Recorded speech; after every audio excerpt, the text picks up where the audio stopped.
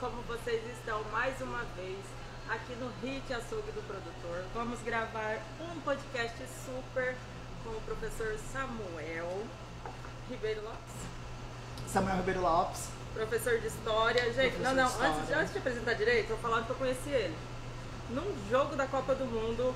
A qual nós ganhamos na realidade feminina.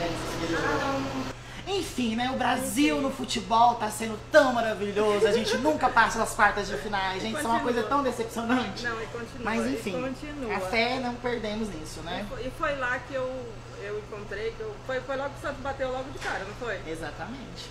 Ah, não, assim, gente que gosta de boteco, gente que realmente gosta de boteco, gosta de se divertir, se conecta rapidamente um com o outro. E eu falei, nossa, o que você faz da vida, professor? Foi Sam, né? Uhum. O que você faz da vida se ele sou professor de história? Sabe aquele balde de água fria?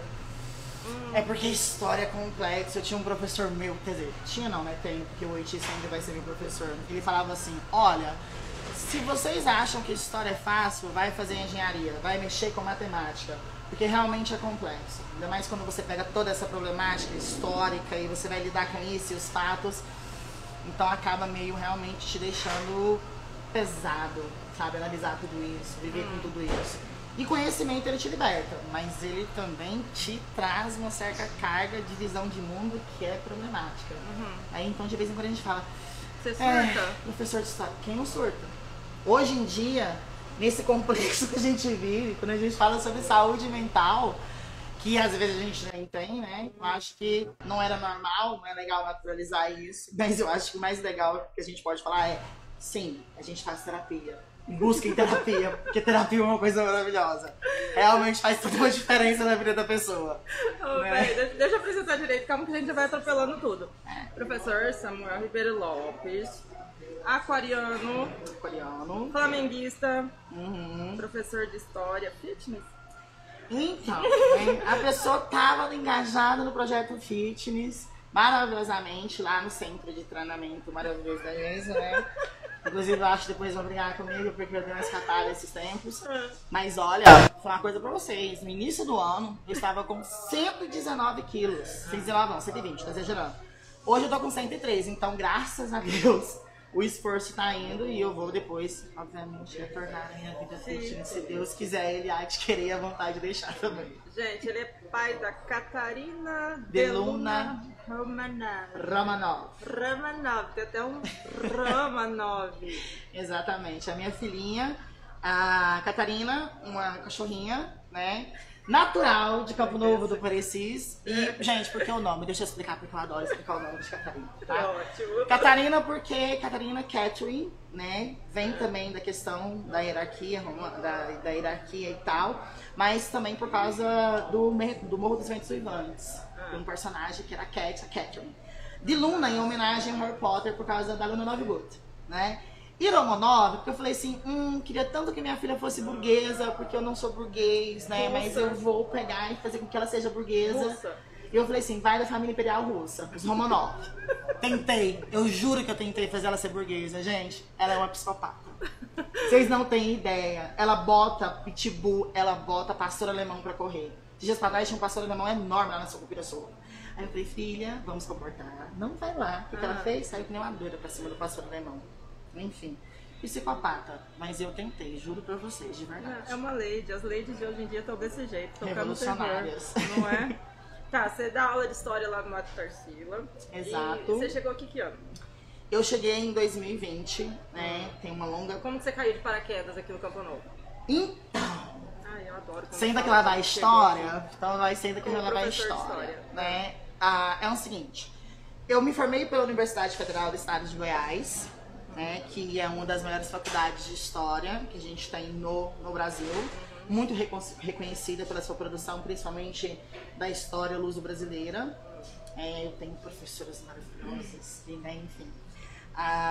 Gente, ele tem baba pra comentar tudo aí. Mas é porque elas são maravilhosas. A Armênia, Dulce, Haiti são profissionais que têm uma carreira, né, que é maravilhosos. A Ana Carolina, cara, que mulher. Inclusive, sigam ela depois lá, que ela é maravilhosa. Foca. Tá, vamos focar.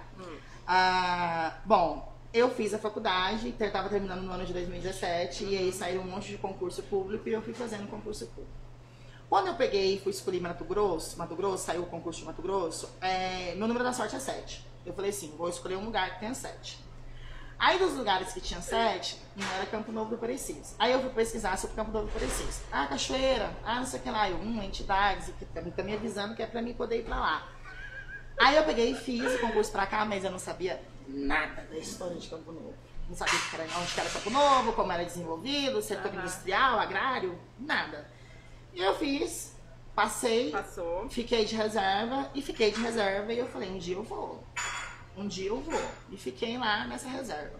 E o povo já tinha falado pra mim, desiste, já faz muito tempo, já tem 3 anos já que você tá em reserva, né? Pô, você ficou 3 anos? 3 anos. O tal do brasileiro, gente. Do desiste nunca. Né? Não, assim, depois vou ter que contar outra coisa em relação a um outro concurso público. E o que acontece? Eu fui chamada em 2020. Na hora que minha carreira tava num ápice maravilhoso no estado de Goiás, acontecendo um monte de coisa, de repente, pá, vai sair a convocação. Daí eu vim no meio da pandemia, no auge da pandemia, com a cara, a coragem, eu e Deus. Você deu aula online? Você deu aula online? Sim, peguei a parte da aula online, não conhecia ninguém, cheguei aqui e fui ficando, fui fazendo, fui trabalhando e tô aqui hoje. E quem foi seu anjo da guarda aqui? Porque sempre quando a gente cai num lugar que a gente não conhece ninguém, tem que ajuda a gente. Então, eu fui muito bem recebida pela madre. Muito bem recebido mesmo. Mas eu acho que eu não tive um anjo de guarda, além da minha fé muito grande, e além de Deus, e além dos meus orixás e das coisas que eu acredito. Porque eu saí de lá com um pé na frente e outro atrás, e vim pra cá, eu e Deus, e bora fazer. Era uma coisa que eu queria, porque eu falava que no dia que eu saísse de casa, eu ia sair pra uma coisa estável. Eu não ia sair pra ter que voltar não, porque é ego demais, né? E aí, então, eu vim e eu acho que quando você tem determinação suficiente e fé suficiente, você faz acontecer. Ego grande? Um cadinho, né? Então, olha, não tá funcionando homens pequenos e ego grande. Esse aqui é grande, gente.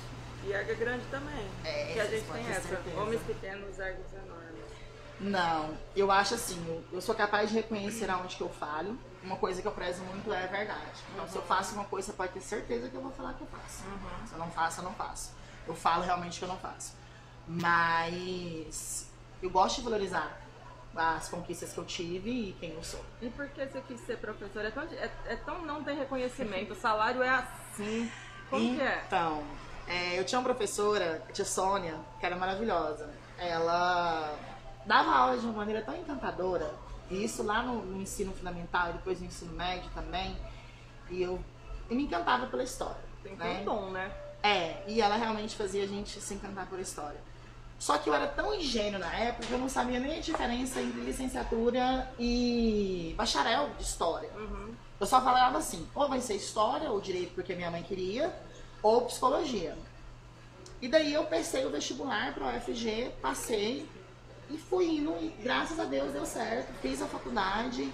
E já antes mesmo de terminar a faculdade, eu já comecei a trabalhar, e depois entrei num colégio, depois entrei em outro, virei coordenador de um, e fui subindo, e fui dando certo, fui trabalhando, e depois vim pra cá, e graças a Deus estou aqui, fazendo as coisas funcionarem. Você tem cara de ter sido coxinha, Caxias, bom aluno, pelo contrário, eu era um aluno que preocupava, porque, pra mim, ou eu estudava para que eu conseguisse ter uma visão de mundo diferente da visão que eu via de alguns familiares, ou eu não ia ter um certo reconhecimento que eu mesmo queria e que eu mesmo me cobrava. Então eu era um aluno bom, um aluno ótimo, no sentido de não quero me deixar com notas ruins e tal. Mas eu não era um excelente aluno de ficar extremamente preocupado com nota ou com essas coisas. Eu acho que nota não avalia a sua capacidade. Eu falo isso para os meus alunos. Mas precisa tirar, né? Senão infelizmente a gente tem esse sistema que avalia os alunos simplesmente por notas e que, principalmente na educação nossa, avalia em cima só da linguagem matemática, lógica e da linguagem português, né? Linguagem de letramento e tal, que é extremamente importante pra gente. Porém, entretanto, e consecutivamente, Cara, tem alunos que vão ser máquinas no esporte, mas que não vão ser nada de pensamento lógico, racional, matemático. Eu mesmo, me dá uma forma de braço pra vocês fazerem. Eu vou rir até umas horas, chorar, fazer drama e não vou conseguir fazer. Agora me dá qualquer coisa de humanas.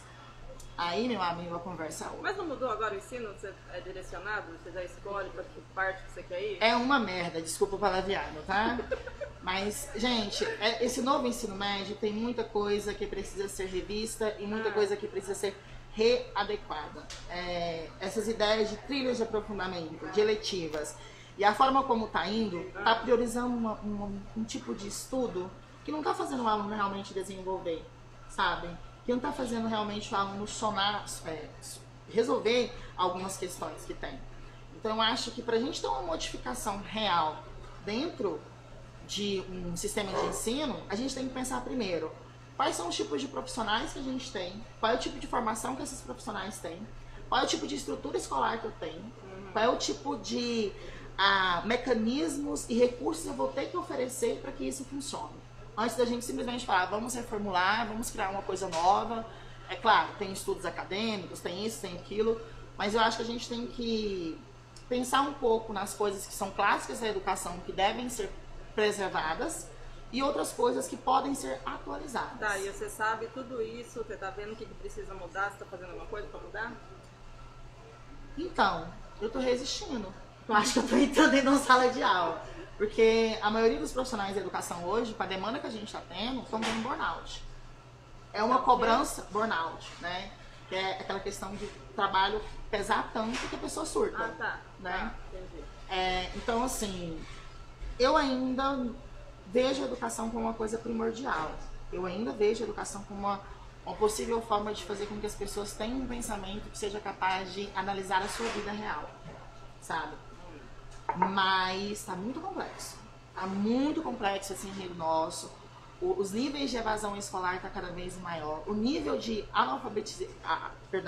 o nível de alunos que se formam apresentando um analfabetismo funcional é muito grande. E assim, isso é uma coisa que me preocupa, porque quando a gente não tem um cidadão que é capaz de fazer uma análise de um formulário e saber preencher de uma forma correta aquele formulário, a gente não tem um cidadão que seja capaz de fazer uma análise circunstancial das coisas que envolvem a sua vida. Preparar seu currículo, né? Você não consegue, né? Você entendeu? Aí você vê que, tipo assim, é uma coisa básica. E isso só não resolve dentro da sala de aula. Cara, isso vem da formação. Isso vem de valores familiares. Isso vem da sociedade. Isso vem da falta do Estado agir como deveria agir. Isso vem da falta de políticas públicas adequadas. Isso vem da falta da compreensão de como que a máquina do Estado falhou.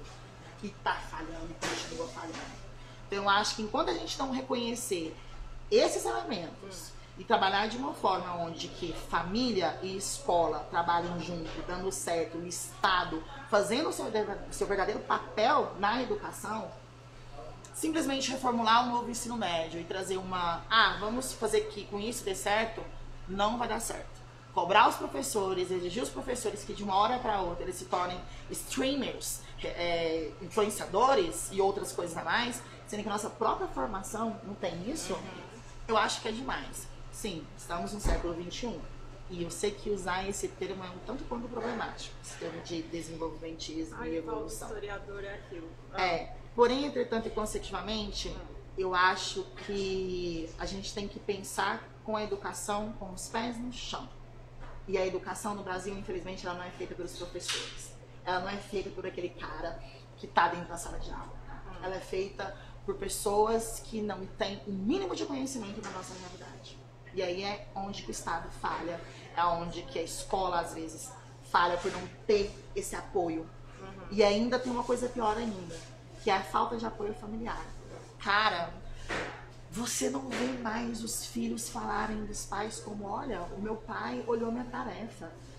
É tão engraçado quando a gente fala sobre a importância dos estudos, mas a gente vê normalmente que dentro de casa, o pai, a mãe, o responsável legal, seja como for a sua formação familiar, ele não lê um livro perto do filho. Ele não incentiva, ele não incentiva o filho a buscar um conhecimento. sabe? Ou ele não reflete sobre o seu próprio conhecimento vindo das suas práticas da vida. A gente vive sobrecarregado num sistema que espreme a gente de uma forma que temos que trabalhar, temos que sobreviver, temos que tudo. E esses pilares, que, no meu ponto de vista, a educação ela não é só por fala, por cobrança. Ela é por experiência de vida, ela é por prática, ela é por exemplo. E começa dentro de casa, né? E é dentro de casa que isso acontece. Leandro Carnal, ele fala uma coisa que é maravilhosa. Você sabe como é que a gente poderia ter uma sociedade melhor? Com algumas regrinhas básicas de etiquetas. E quando a gente fala regrinha básica, eu não estou falando como, por exemplo, sempre, às vezes, nunca. Não. Eu estou falando como questões de, por favor, obrigado, desculpa, com licença. São coisas simples. Coisas que façam que a sociedade funcione melhor. Mas, infelizmente, tá cada vez mais complicado. Quando você, por exemplo, esbarra uma pessoa numa festa, se um vira e pede desculpa, nossa, é visto como uma coisa, né? Que normalmente quando acontece isso, cai em porradaria, cai em agressão. Então, assim, é muito complicado. E você é amigo de seus alunos?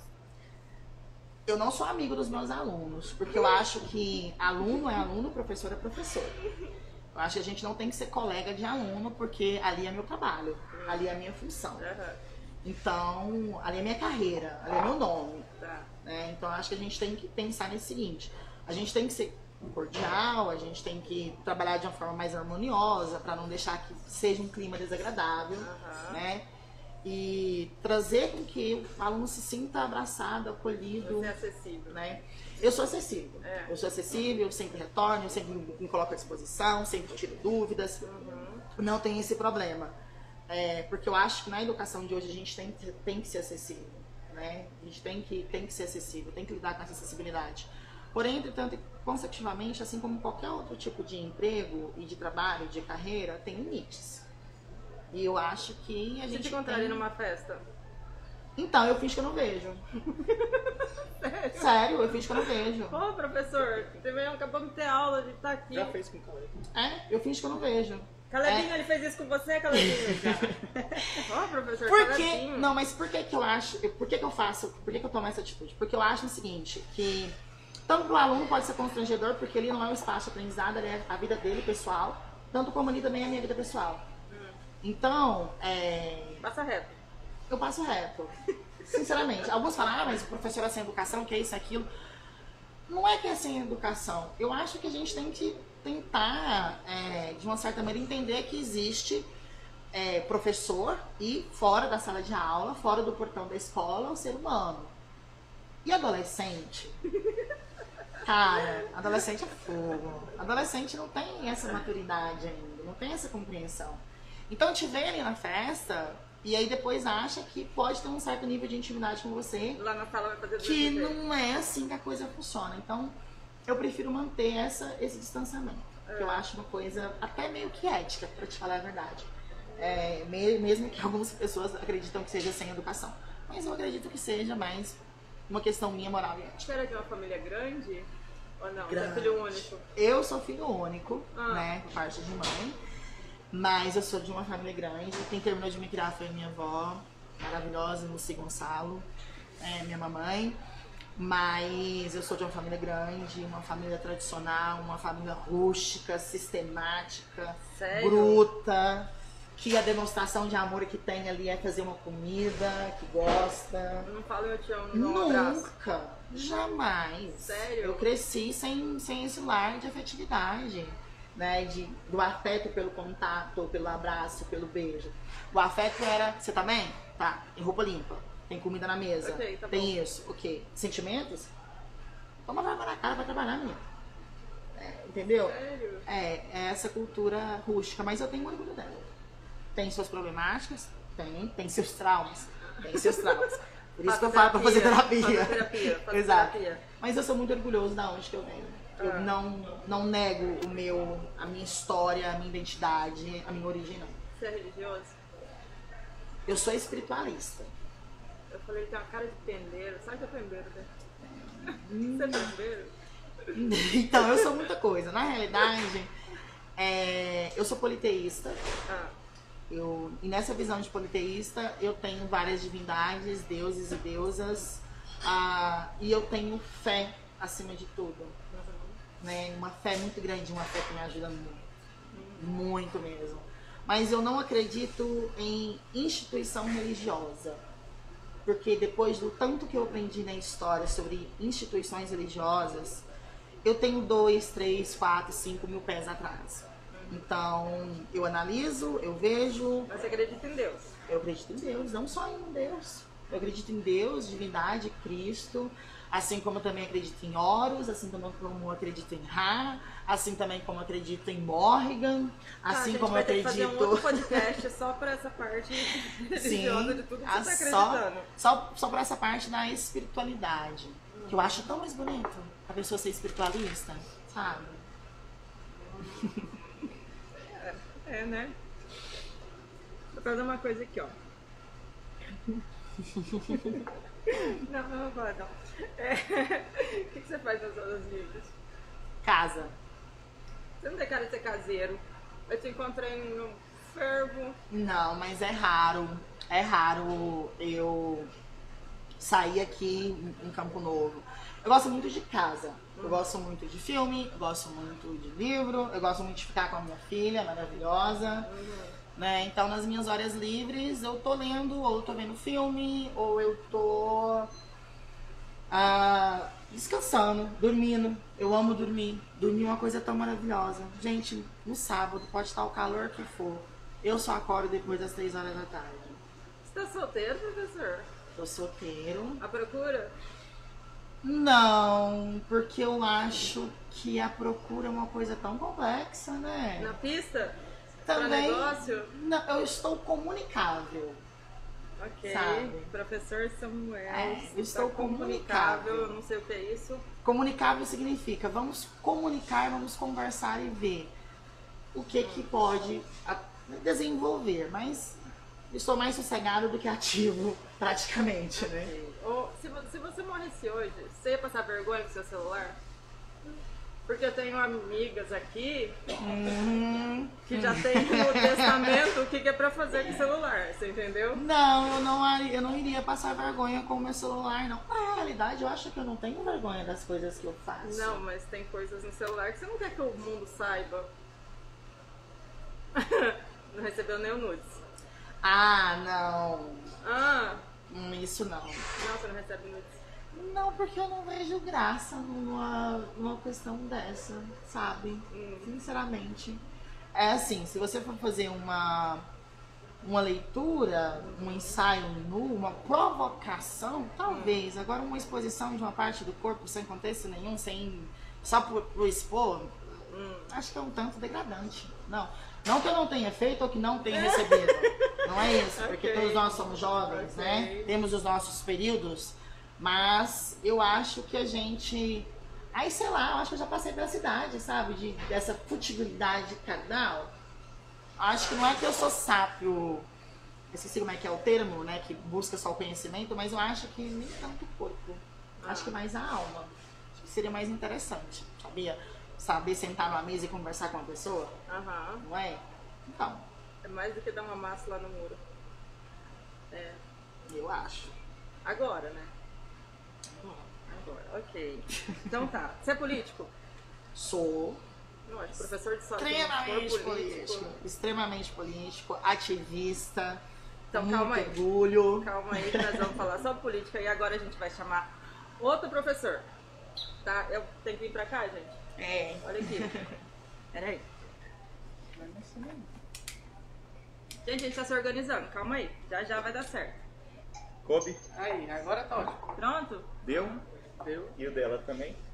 Sim. Não, essa O exclusivo, pois é, tá exclusivo só em mim, deixa pra ela. Tá vendo? Deixa no exclusivo. Pronto? 2 minutos, gente. Foi. Vou apresentar pra vocês Ricardo Leão, ele é pai do Calebinho. Primeiro de tudo, tá? Antes de tudo, você é pai do Calebinho. Nosso queridíssimo unicórnio daqui, tá? Professor de matemática, administra 3 empresas, pastor evangélico da denominação batista, é isso mesmo? Sim. Teólogo, sociólogo, mestrando em comunicação, dar aula para crianças de 5 anos, é isso? Ou há 5 anos? Quinto ano. Esse aqui E o me professor serve não é de 5 anos. matemática, não. Ele tá querendo me enrolar. Ele é o quê? Eu sou pedagogo, né? A gente, Pedagogo. como pedagogo, nós damos matemática, português, ciências.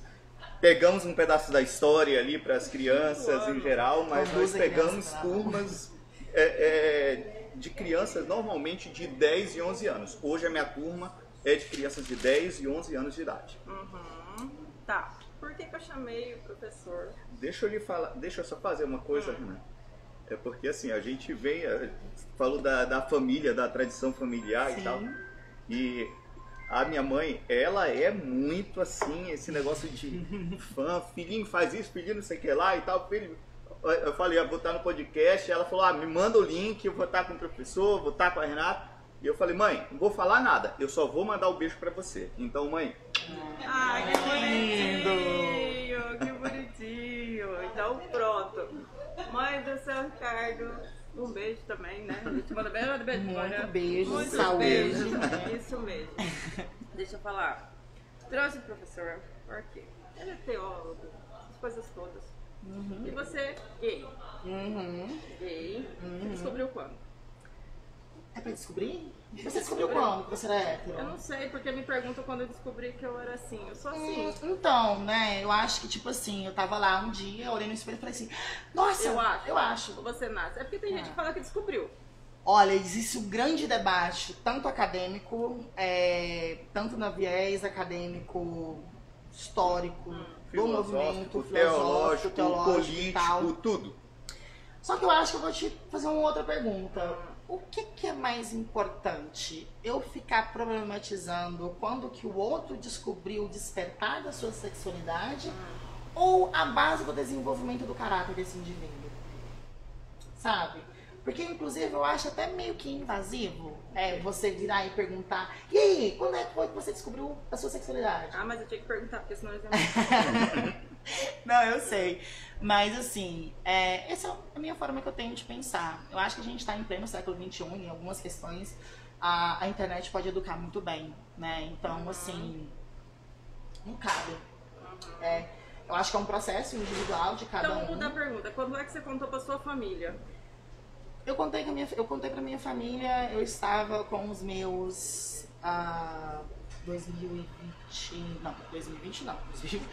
2012, eu estava com os meus 17 anos, 16, 17 anos, né?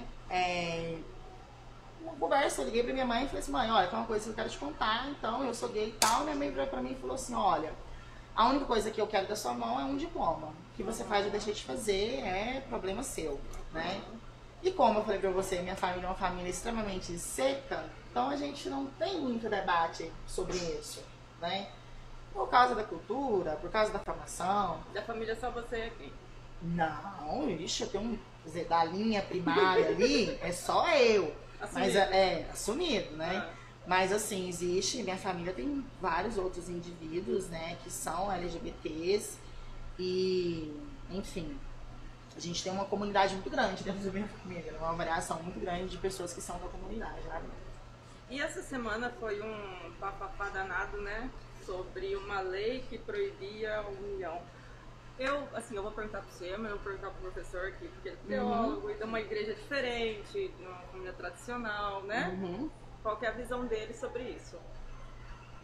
Primeiro, Renata, assim, o professor estava falando que a internet ajuda muito e atrapalha também demais. Porque o maior problema, que aí quando você traz aqui, e o pessoal às vezes fica naquela questão que está assistindo a gente, né? Um professor que é homossexual e um professor que vem de uma religiosidade que propriamente poderia combater e tal. Eu sou da área da formação da comunicação. E quando eu fui fazer meu mestrado em comunicação, a área de humanas em geral e criativa, há um grupo muito grande de homossexuais. E a internet quer sim, de ambos os lados, por algum momento, fazer com que haja esse embate. E eu, ao me apresentar na minha turma como pastor, alguns professores já me conheciam e tudo, como pastor, como evangélico e tudo, fui meio que recriminado e tudo, até porque o grupo de homossexuais era maior do que o grupo de evangélicos. Mas eu pude, de boa, com os professores, com alguns colegas, com o passar do tempo, deixar bem claro. Samuel, se algum evangélico já lhe tratou mal, você conheceu o evangélico errado. Concordo. Se algum homossexual me tratou mal, se algum homossexual me tratou mal, como já aconteceu, e você sabe muito bem disso, Samuel, eu tenho certeza que eu conheci o homossexual errado. O evangélico não pode ser homossexual? Você não aceita? Gente, olha, eu vou te falar uma grande questão como eu vejo isso, pra te falar a verdade. É porque eu sou leiga mesmo, eu tô perguntando porque eu não sei mesmo. É porque assim, quando a gente fala sobre religião, e aí quando a gente compreende religião como estrutura social, histórica, cultural, com representações, com dogmas, com uma carta teórica e teológica que é a Bíblia, e aí a Bíblia em suas várias funções, a gente tem que compreender que é uma escolha privada. E aí cada religião aborda as suas estruturas e seus dogmas de uma forma diferente. O indivíduo, ele escolhe a sua religião, então ele segue aqueles dogmas que aquela religião impõe, porque é uma escolha privada do indivíduo. Existe hoje no Brasil evangélicos e ministérios que são ministérios homossexuais. A gente tem pastoras e pastores travestis, transexuais, que lideram hoje uma releitura, uma nova interpretação da Bíblia, né? Então, assim, eu acho que antes a gente perguntar se a pessoa pode ser evangélico, pode ser católico, pode ser budista, pode ser isso, pode ser aquilo, eu acho que a gente tem que perguntar se essa pessoa ela está satisfeita com a religião que ela tem, com o pensamento religioso que ela tem, com a representação de Deus que ela tem, e se aquilo para ela faz um sentido. Porque, por exemplo, quando você vai estudar a cátedra filosófica da Igreja Católica, que basicamente são dois grandes santos, que é São Tomás de Aquino e Santo Agostinho, a leitura deles do mundo e da vida e da própria religião são fantásticas.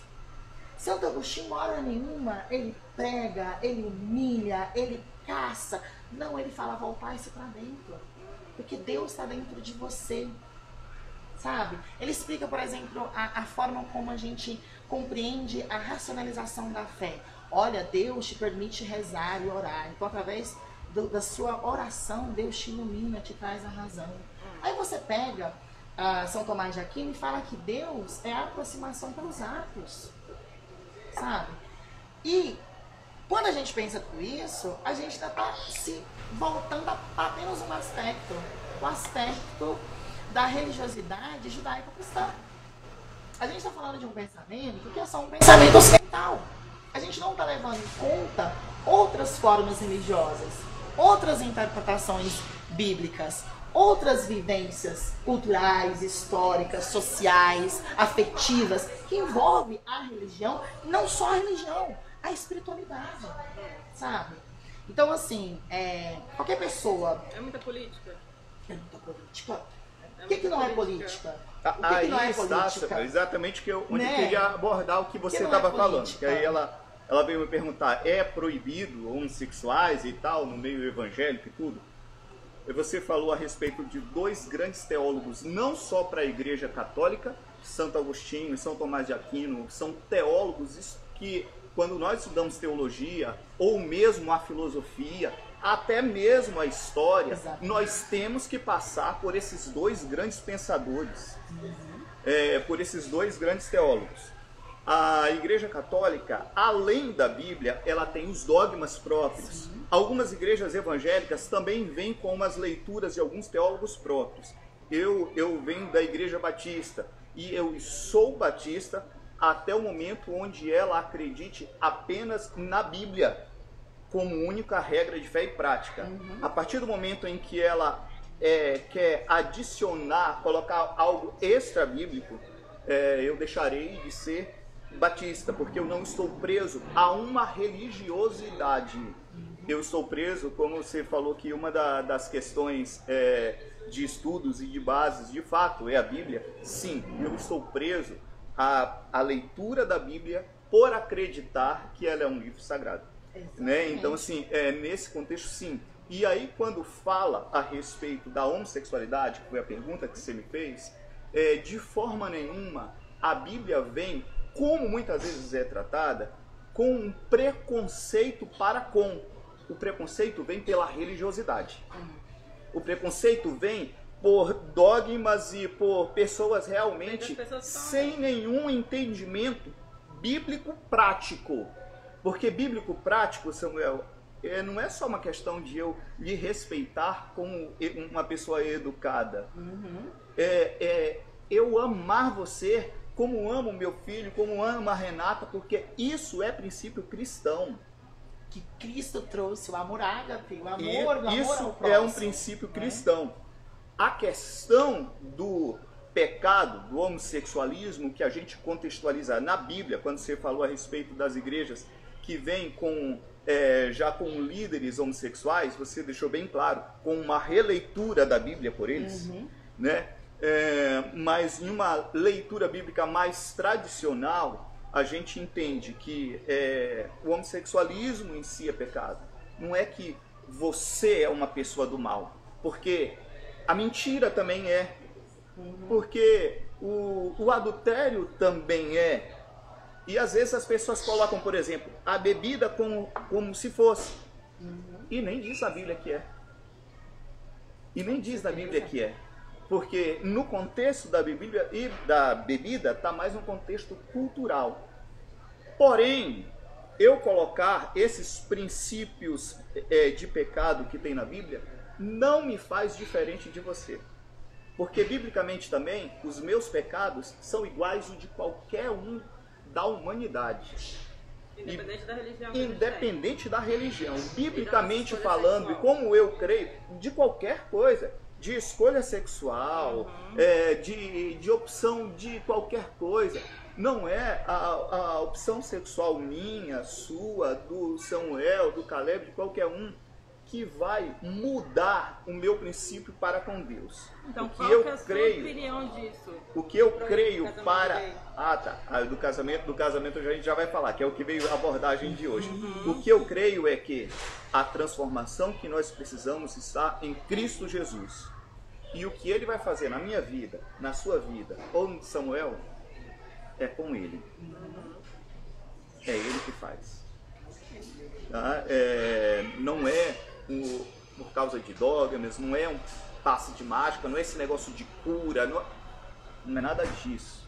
É relacional com Deus. Quanto à questão que teve essa semana, né? Acho que era para mim e para o professor também, a questão do casamento gay, né? Na verdade, é a oficialização, eles querem o direito do casamento civil. É isso que é a questão. Porque estarem com uma união estável, isso já é garantido, isso já se tem. Direitos civis, Renata, é para todo cidadão brasileiro.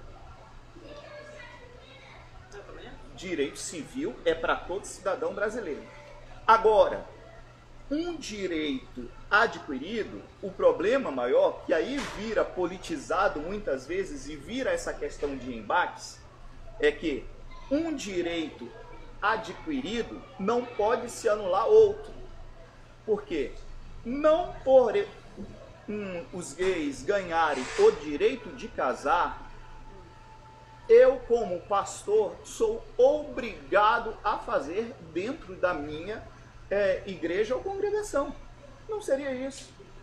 Até porque nós não somos obrigados a fazer casamento nenhum. Nós somos convidados dentro da igreja a realizar uma cerimônia religiosa com efeito civil. Quem assina, quem faz o papel de juiz de paz é o pastor, é o sacerdote ou o padre ou qualquer outro sacerdote, né, que o cartório nos dá uma autorização. Mas nós, como instituição e como sacerdote, nós entendemos e conversamos antes sempre com as pessoas que vão casar para ver. Eu entendo, eu acho que esse casamento de vocês, assim.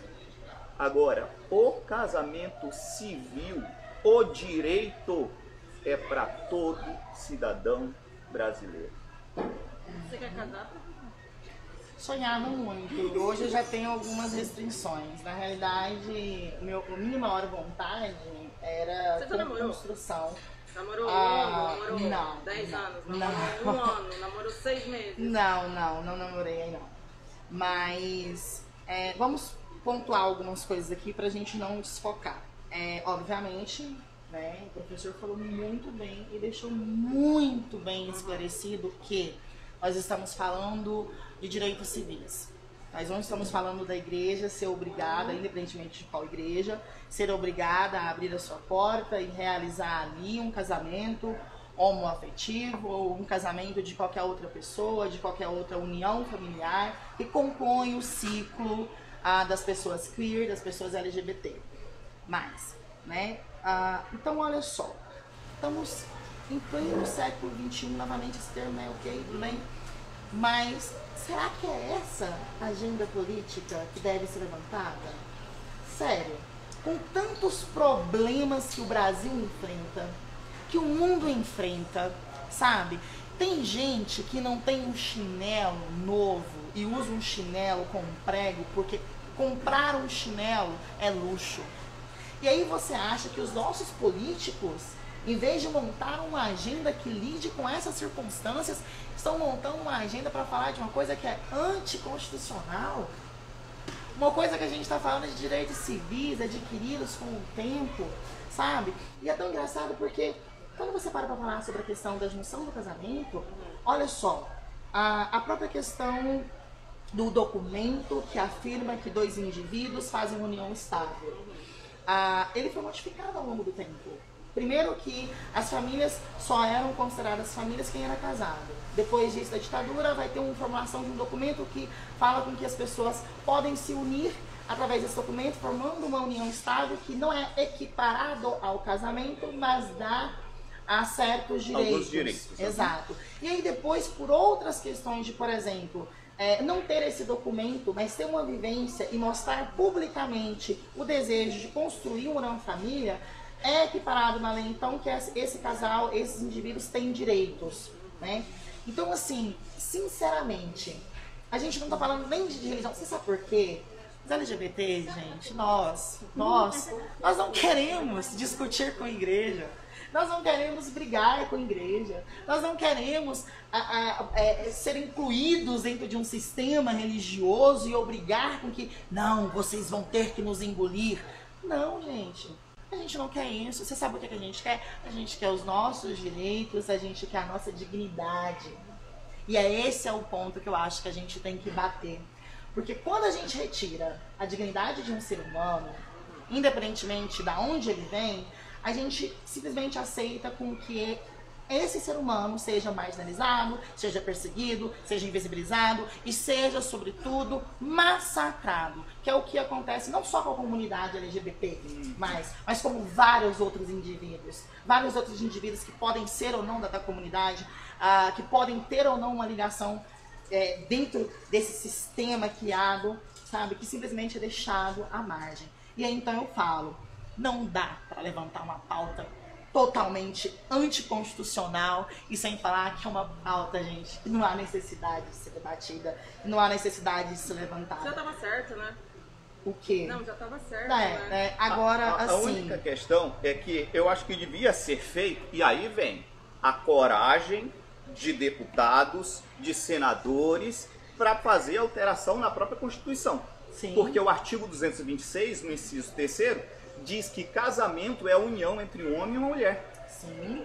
Lógico que a gente está vendo hoje famílias, em geral, disfuncionais em todos os pontos. Não significa propriamente um homem e uma mulher. Sim. E eu acho que você tem razão, creio que você tem razão, que a briga maior é política. Não é nem questão sobre política. Você sabe o que é?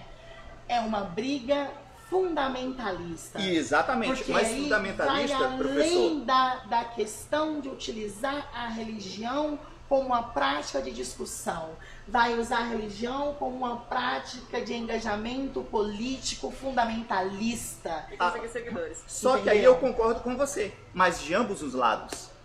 Tanto Sim. dos evangélicos ou dos religiosos, porque aí a gente fala muito evangélicos. E não são só os evangélicos. Os católicos religiosos, também. né? Os cristãos em geral, né? E como o próprio movimento LGBT. Porque Em que quando sentido? você fala... Em que Quando sentido? há Pra embates... gente compreender esse lado de quando há embates... fundamentalismo. Porque muitas vezes se acontece que há uma questão de querer, uma obrigação de mudança de princípio de fé. Não. E os princípios de fé, por exemplo, têm que ser mantidos. Sim, porque teve fundamentalistas no movimento também que queriam, por exemplo, a exigência de mudanças de palavra na Bíblia. Aí eu lhe pergunto, o porquê? O porquê? Principalmente o que você falou, nós não queremos estar sendo aceito ou não, nós queremos nossos direitos civis. Também concordo. E nós também. Nós também queremos nossos direitos civis. Porque assim como, e eu concordo com você, o grupo LGBT é massacrado, perseguido, humilhado, os grupos religiosos, principalmente no Brasil, evangélicos, também. Eles também sofrem. Sempre fomos. Sempre fomos. Desde quando veio o protestantismo para cá, num contexto histórico. Fomos perseguidos pela Igreja Católica Romana, fomos perseguidos por vários grupos até hoje se A estabelecer. própria ideia da reforma religiosa traz essa concepção.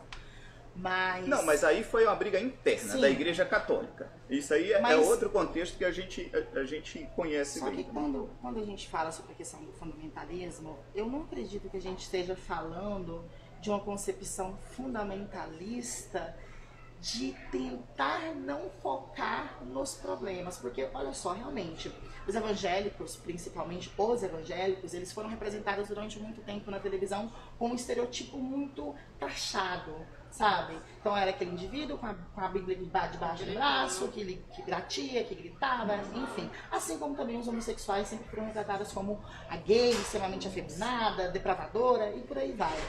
Só que quando a gente fala sobre contextos, não dá para equiparar como e o que os evangélicos sofreram e o como e o que a comunidade LGBT sofreu, sofre e vem sofrendo. Porque, por exemplo, houve discriminação? Houve perseguição? Sim, houve.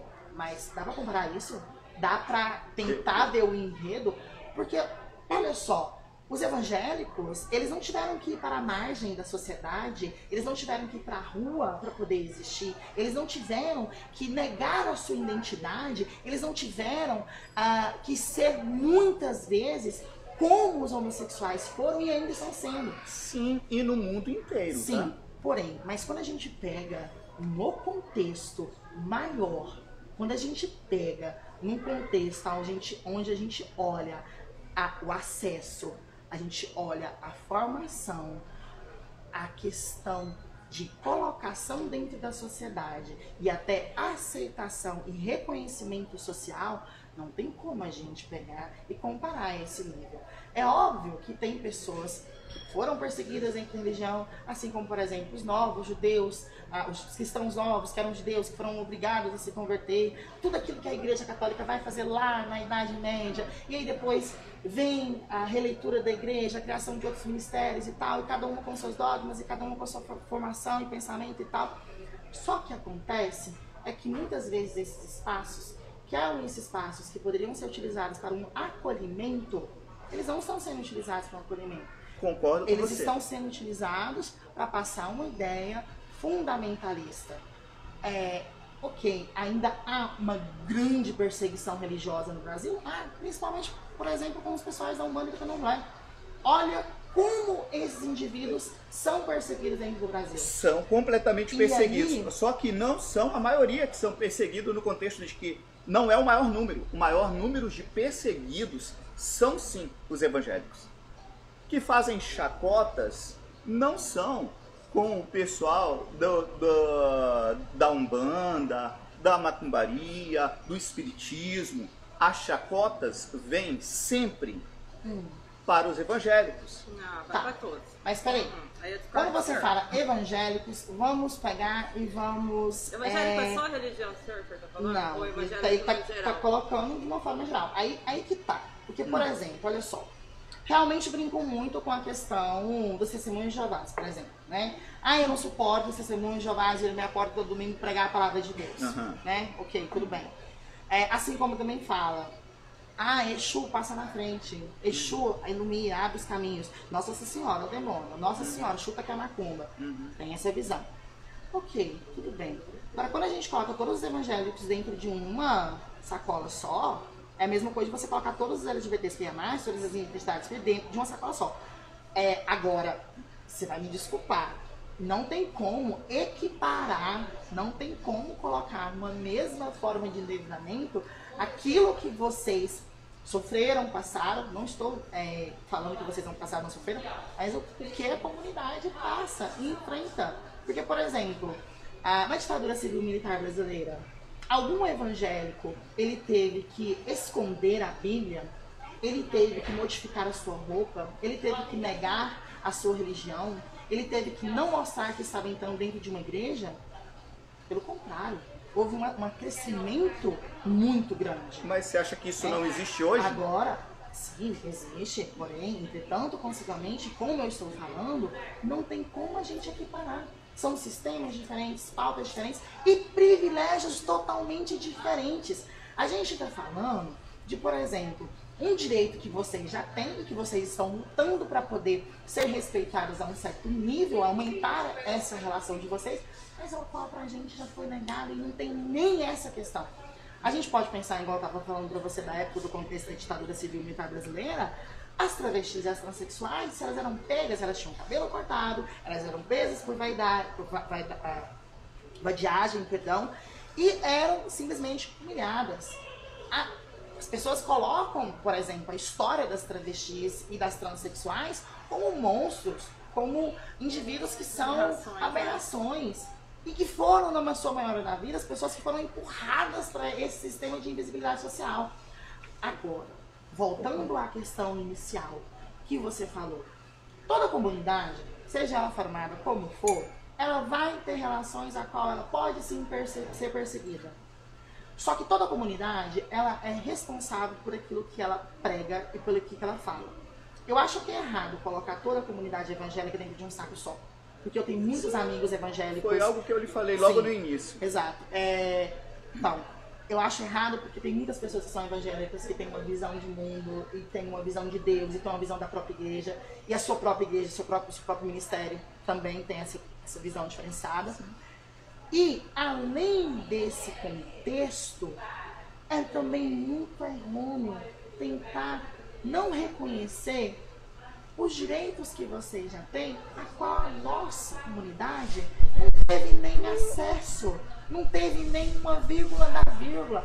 Agora que eu consigo ver uma amiga minha transexual, linda, maravilhosa, que fez 2 faculdades públicas, que tem um conhecimento enorme, entrando dentro de uma faculdade, entrando dentro de um concurso público, em contrapartida, ela é mais nova que eu estou sentada do lado do Senhor, que é um homem casado, que tem a sua família, que é um pastor, mas que teve toda uma possibilidade maior ainda de construir uma vida acadêmica social.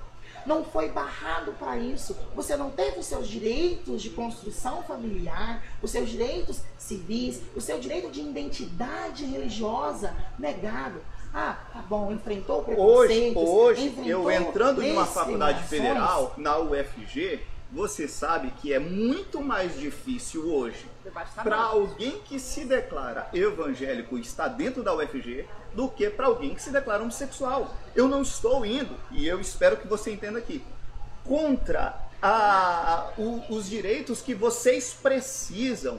A questão maior é exatamente para que não vire um embate de que um é do bem e o outro é do mal no contexto civil que a gente precisa aqui. Mas é justamente entendeu? isso que a gente no contexto civil é exatamente isso, sim. Só que aí quando você coloca assim, a respeito de que como se nós não tivéssemos mais, ainda somos perseguidos pra caramba, ainda temos, ainda são negados direitos, sim. pra gente e muitos, por exemplo, era para existir, tá? Era para existir, coisa que é muito raro acontecer, em alguns hospitais acontece. Eu tenho, infelizmente hoje, pastor, às vezes se vira pastor da noite pro dia, a pessoa não é pastor porcaria nenhuma. Eu detesto quando vem uma matéria de alguém dizendo, como aconteceu essa semana, pastor estuprou criança. Esse é um imbecil, um idiota, um bandido, porque pastor não faz isso. Os falsos profetas. A questão, marcadores da fé.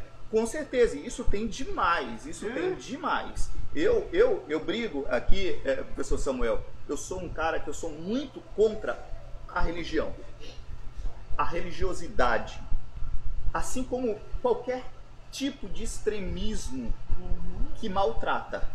Todo lado, entendeu? Que é extremo não é um lado que é benéfico, porque ele só vai ler o seu lado e ele só vai construir uma visão do seu lado. Tanto é que ditaduras, totalitarismos, e enfim, são formadas dessa maneira, do extremismo. Agora, tem uma dinâmica muito bacana, que é a dinâmica da corrida dos privilégios. Sabe? E aí, quando a gente pensa nessa questão da corrida dos privilégios, na realidade, não. Eu vou refazer minha linha de pensamento, porque eu acho que esse papo de se colocar no lugar de vítima e que nós fomos perseguidos e que isso não cabe mais. Eu concordo, nem para nós e nem para vocês, porque quando vocês colocam da situação, é como se nós não sofremos mais, mas vocês ainda sofrem. Eu só estou mostrando historicamente que sofremos e ainda nós já sofremos. Ótimo. E ainda sofro. Sim. Entendeu? A questão não é de vitimizar. Eu não estou aqui vitimizando nada. Eu estou aqui mostrando que exatamente essa questão de que da forma como você sente que precisa dos seus direitos, olhe também para o nosso lado. Porque foi exatamente o que eu fiz. A primeira pergunta do casamento, do direito do casamento, eu peguei e falei, o casamento é uma questão de cidadão, você tem direito.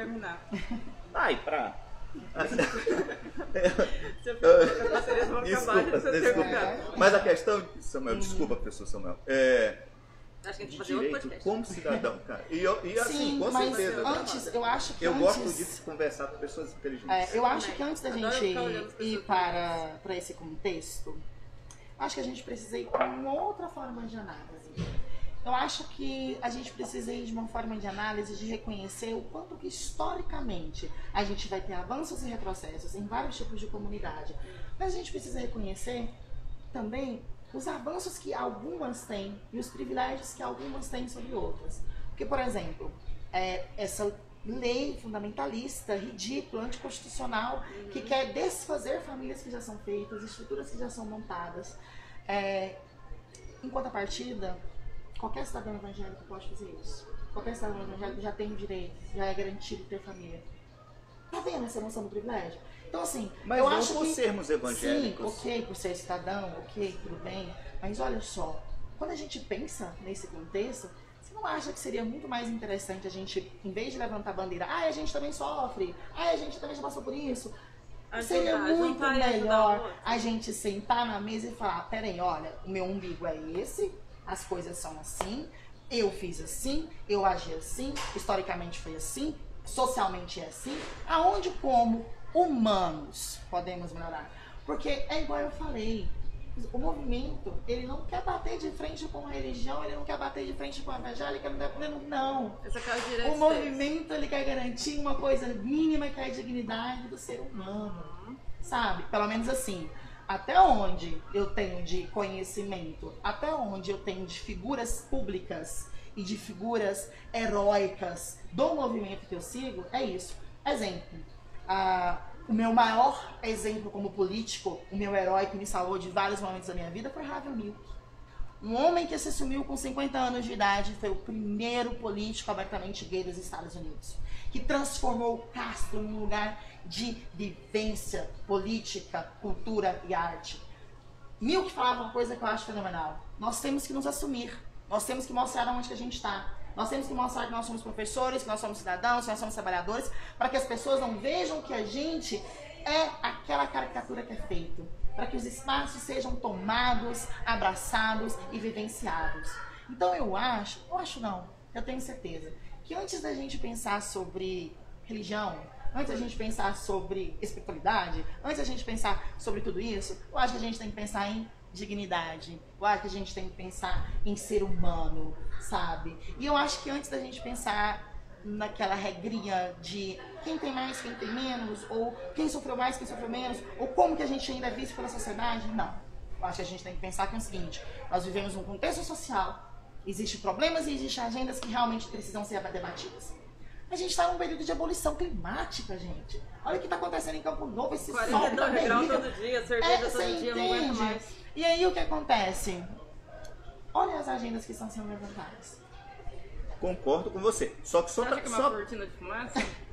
Falta coisa? Fundamentalismo político, extrema-direita não é novidade. Gente, mas tá uma outra questão. Só um detalhe, a última. Por exemplo, nós não temos o direito de casar civilmente por sermos evangélicos. Por ser cidadãos. Sim, eu sei. Então pronto. Então quando você coloca os evangélicos já tipo, não foi uma lei para evangélicos. Tá? Aliás, quando se cria lei para evangélicos, eu sou contra, tá? É lógico que eu sou acho contra. Que assim numa como cidadania, numa democracia, não tem como você privilegiar. Exatamente. Assim como eu sou contra a criar lei para a Igreja Católica, a Igreja Evangélica, os ubandas, até para os homossexuais, é para cidadão brasileiro.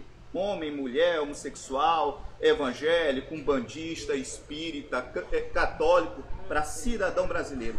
O Congresso tem que servir para nós. E infelizmente, essa bancada fundamentalista, infelizmente, professor, de esquerda e de direita.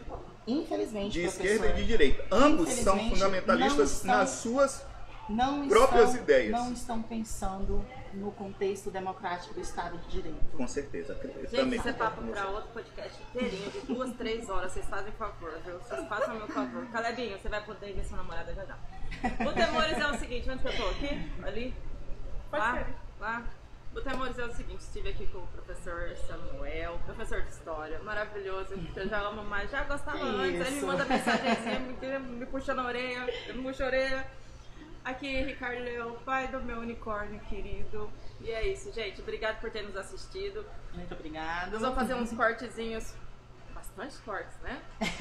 Foi uma coisa meio acalorada aqui, né? Acredito que não foi colorado, não. Eu acho que foi, na realidade, um papo acadêmico, né? Bem feito, bem estruturado, com respeito. Sim, não é isso? Sim. Né? Afinal de contas, nós não somos nenhum animal. Quer dizer, somos animais, mas racionais, então, obviamente. Gente, obrigado por assistir a gente. Quer falar alguma coisa, professor? Nada, eu agradeço muito pelo espaço, né? Pra gente estar aqui.